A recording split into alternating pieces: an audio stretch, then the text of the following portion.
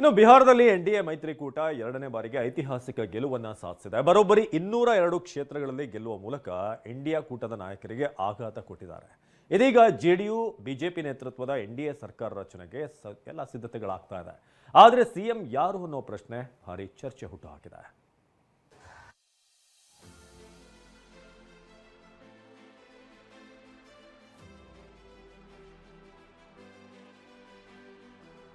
ಬಿಹಾರದಲ್ಲಿ ಭರ್ಜರಿ ಗೆಲುವು, ಯಾರಿಗೆ ಸಿಎಂ ಪಟ್ಟ? ದೆಹಲಿಗೆ ಬಿಹಾರ ಬಿಜೆಪಿ ಉಸ್ತುವಾರಿ, ಕೆರಳಿದ ಕುತೂಹಲ. ಬಿಹಾರದಲ್ಲಿ ಸರ್ಕಾರ ರಚನೆ ಪ್ರಕ್ರಿಯೆ ಆರಂಭವಾಗಿದೆ. ರಾಜಭವನಕ್ಕೆ ಚುನಾವಣಾ ಆಯೋಗ ಫಲಿತಾಂಶದ ಮಾಹಿತಿ ನೀಡಿದ್ದು, ಸರ್ಕಾರ ರಚಿಸಲು ರಾಜಭವನದಿಂದ ಆಹ್ವಾನ ಹೋಗೋ ಸಾಧ್ಯತೆ ಇದೆ. ಈ ಮಧ್ಯೆ ಬಿಹಾರ ಬಿಜೆಪಿ ಉಸ್ತುವಾರಿ ವಿನೋದ್ ತಾವ್ಡೆ ದೆಹಲಿಗೆ ಹಾರಿದ್ದಾರೆ. ಅಮಿತ್ ಶಾ ಜೊತೆ ಸಂಪುಟ ರಚನೆ ಸಂಬಂಧ ಪ್ರತ್ಯೇಕ ಸಭೆ ನಡೆಸಲಿದ್ದಾರೆ. ಆದರೆ ಸಿಎಂ ಆಗಿ ನಿತೀಶ್ ಕುಮಾರ್ ಆಯ್ಕೆ ಪಕ್ಕಾ ಎನ್ನಲಾಗ್ತಿದೆ.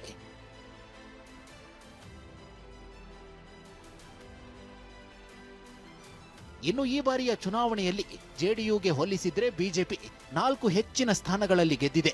ಜೊತೆಗೆ ಅತಿ ದೊಡ್ಡ ಪಕ್ಷವಾಗಿ ಹೊರಹೊಮ್ಮಿದೆ. ಮತ್ತೊಂದು ಕಡೆ ಬಿಹಾರದ ಜೆಡಿಯು ನಾಯಕರು ನಿತೀಶ್ ಅವರೇ ಮುಂದಿನ ಸಿಎಂ ಅಂತ ಹೇಳಿಕೊಂಡು ಬರ್ತಿದ್ದಾರೆ.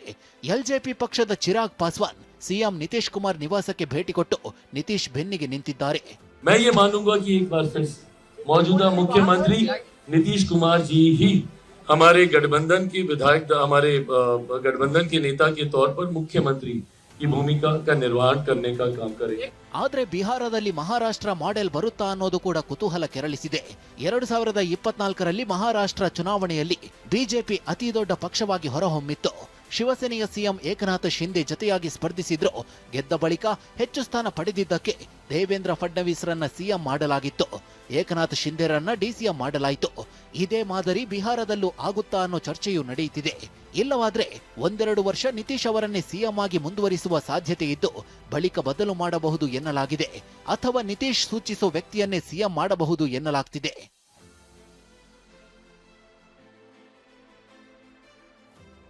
ಬಿಹಾರ ಭೀಕರ ಸೋಲಿನ ಬೆನ್ನಲ್ಲೇ ರಾಹುಲ್ ಖರ್ಗೆ ಭೇಟಿ. ಇನ್ನು ಭೀಕರ ಸೋಲಿನ ಬಳಿಕ ಎಐಸಿಸಿ ಅಧ್ಯಕ್ಷ ಮಲ್ಲಿಕಾರ್ಜುನ ಖರ್ಗೆ ಅವರ ದೆಹಲಿ ನಿವಾಸಕ್ಕೆ ಬಂದು ರಾಹುಲ್ ಸಭೆ ನಡೆಸಿದ್ದಾರೆ. ಇಷ್ಟೇ ಅಲ್ಲ, ಲಾಲು ಹಾಗೂ ತೇಜಸ್ವಿ ಜೊತೆ ದೂರವಾಣಿ ಕರೆ ಮಾಡಿ ಮಾತನಾಡಿದ್ದಾರೆ. ಅತ್ತ ಆರ್ಜೆಡಿ ಕೂಡ ಬಿಹಾರ ಹೀನಾಯ ಸೋಲಿಗೆ ಪ್ರತಿಕ್ರಿಯೆ ನೀಡಿದ್ದು, ಸೋಲಿನ ದುಃಖವಿಲ್ಲ, ಗೆಲುವಿನ ದುರಂಕಾರವಿಲ್ಲ, ಸಾರ್ವಜನಿಕ ಸೇವೆ ಮುಂದುವರಿಯುತ್ತೆ ಅಂತ ಎಕ್ಸ್ನಲ್ಲಿ ಪೋಸ್ಟ್ ಮಾಡಿದೆ. ಇನ್ನು ಬಿಹಾರ ಚುನಾವಣೆ ಫಲಿತಾಂಶದ ಬಗ್ಗೆ ಮಾಜಿ ಸಚಿವ ಕೆಎನ್ ರಾಜಣ್ಣ ಬೇಸರ ಹೊರಹಾಕಿದ್ದಾರೆ.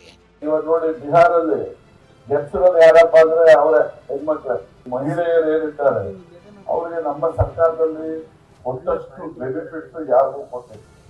2,000 ರೂಪಾಯಿ ಕೊಡೋದು ದುಡ್ಡು ಮಹಿಳೆಯರು ಕೊಡೋದು, ಪುರುಷರು ಕೊಡ್ತಾ ಇಲ್ಲ. ಬಸ್ಸು ಪುಕ್ಸಟ್ಟೆ, ಎಲ್ಲಿ ಬೇಕಾದ್ರೂ ಹೋಗ್ಬೋದು, ಯಾರು ಬೇಕಾದ್ರೂ ಹೋಗ್ಬೋದು. 1 ಲಕ್ಷ 1.5 ಲಕ್ಷ ಸಂಬಳ ತಗೋತೀವಿ ಹೆಣ್ಮಕ್ಳು. ವಿಧಾನಸೌಧದಲ್ಲಿ ಪುಕ್ಸಟ್ಟೆ ಬಸ್ಸಲ್ಲಿ ಬರ್ತಾರೆ. ಬಿಹಾರ ಸೋಲು ಲಾಲು ಕುಟುಂಬದಲ್ಲಿ ಬಿರುಗಾಳಿ ಎಬ್ಬಿಸಿದೆ. ಲಾಲು ಪ್ರಸಾದ್ ಯಾದವ್ ಪುತ್ರಿ ರೋಹಿಣಿ ಆಚಾರ್ಯ, ನಾನು ರಾಜಕೀಯವನ್ನ ತ್ಯಜಿಸುತ್ತಿದ್ದೇನೆ, ನನ್ನ ಕುಟುಂಬದಿಂದಲೂ ಸಂಬಂಧ ಕಡಿದುಕೊಳ್ಳುತ್ತಿದ್ದೇನೆ ಅಂತ ಟ್ವೀಟ್ ಮಾಡಿದ್ದಾರೆ. ಹರೀಶ್, ಟಿವಿ9 ಬೆಂಗಳೂರು.